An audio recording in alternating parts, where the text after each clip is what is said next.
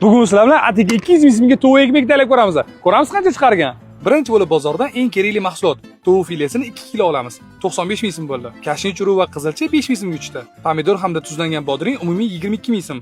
Iceberg 10 ming so'm ekan. Ovqatimiz yanada bagir bo'lishi uchun 10 ming so'mlik karishka ham qo'shaveramiz. 1 litr yog' 20 ming so'm.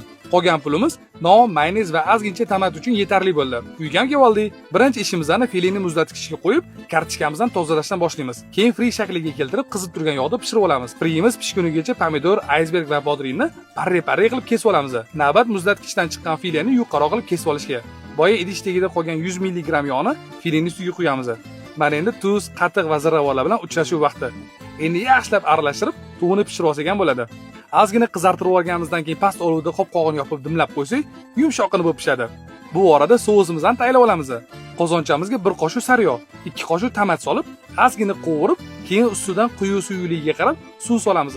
Qarabski bitta qaynab chiqsa tayyor. Nonni qizib turgan tovuqni ikki tarafini qizartirib, birinchi mayonezni, undan keyin sabzavotlarni ketma-ket tushiramiz. Tayyor bo'lgan tovuqimizdan ham to'latib solamiz.